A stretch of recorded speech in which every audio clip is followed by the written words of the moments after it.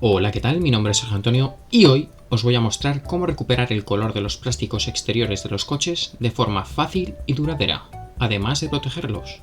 Para ello, no vamos a utilizar el típico restaurador de plásticos, ya que los efectos de este se eliminan con el primer día de lluvia.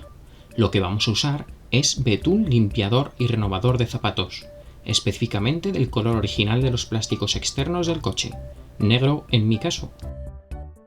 Para su aplicación, verteremos el betún en un recipiente de plástico y usando un pincel adecuado a los tamaños de los plásticos, aplicaremos el producto muy poco a poco y por capas, para así evitar que queden corros, igual que ocurre cuando se usa una mala técnica al pintar una pared. Ahora sí, doy paso a las imágenes resumidas del proceso.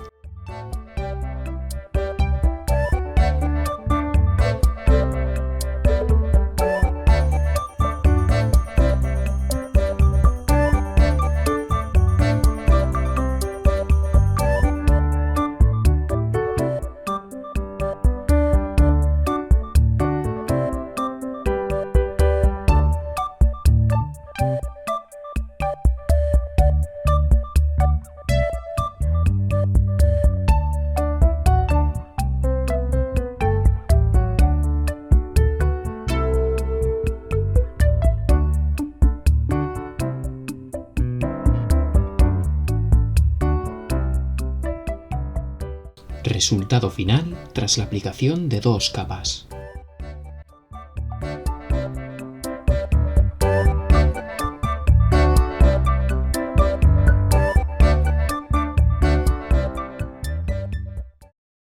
Mi nombre es Sergio Antonio Ribez Júdez y estoy titulado en Instalaciones de Infraestructuras de Telecomunicaciones y en Sistemas Microinformáticos. Cualquier duda sobre este vídeo, o bien el montaje, la instalación y mantenimiento de sistemas microinformáticos y redes LAN, no dudes en preguntarme en la sección de comentarios o en mis redes sociales que te dejo en la descripción. Muchas gracias por ver el vídeo. Un saludo.